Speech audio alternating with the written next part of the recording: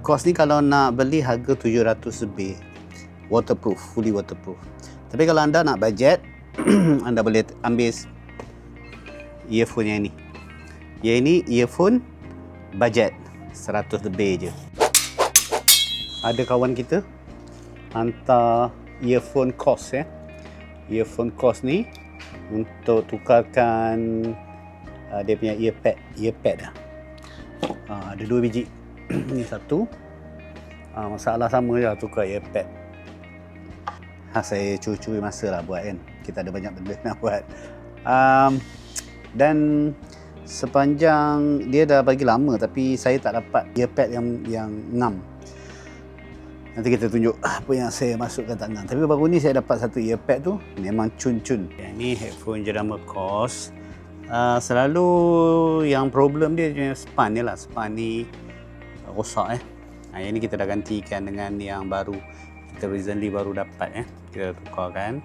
Recently kita order online. Order yang pertama kita dapat ini. Ini kira rugilah order tak boleh pakai kan. Dia getah, dia dalam kosong. Kemudian order kedua kita dapat kecil. Dia kecil saiz dia. Kalau nak dipadankan ni memang tak padan lah. Kecil, tak boleh nak muat, tak ngam lah, tak cantik. Kita dapat kat hardware yang ini, saya tak tahu apa brand dia lah. Kita dapat ini warna merah, tapi kita ambil satu, kita dah pasangkan dekat sini. Kat sini dah pasang dah. Sekarang kita nak ambil lagi satu. Yang bagus dia dengan ini sama kita boleh keluarkan macam tu. Boleh keluarkan. Ini kita tak pakai lah, ini kita buang lah. Jadi, dan kita buka, kita tinggalkan satu je kat sini.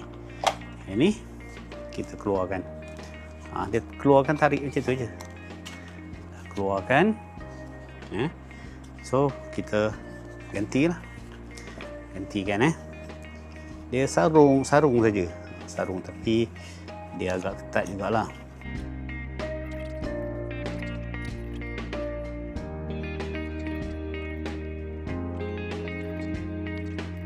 Bila dah masuk tu cantik lah.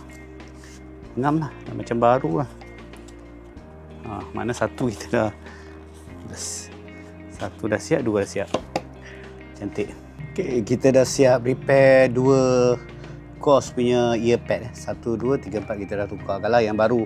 So sekarang memang dah sedap pakai lah. Yang bagus dengan KOS ni, dia punya wire tu saya suka. Wire tebal.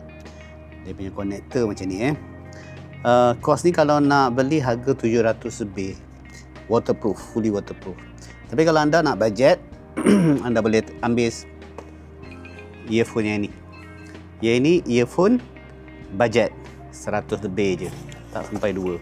Tapi dia punya wire halus sikit lah. Connection dia guna yang ini dia macam ni. Tapi function sama, 100 lebih je harga dia 100 lebih budget punya. Dia guna earphone dia macam ni ini untuk budget. Atau anda nak buat backup, backup boleh pakai yang ni.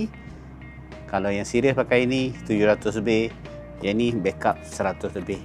Atau yang ini jadi main, yang ni jadi backup, is up to you. Yang nak dapatkan earphone ni boleh check dekat bio. Kita punya link dekat bio, boleh dapatkan dekat sana lah. Nak dapatkan ini pun boleh contact kita juga.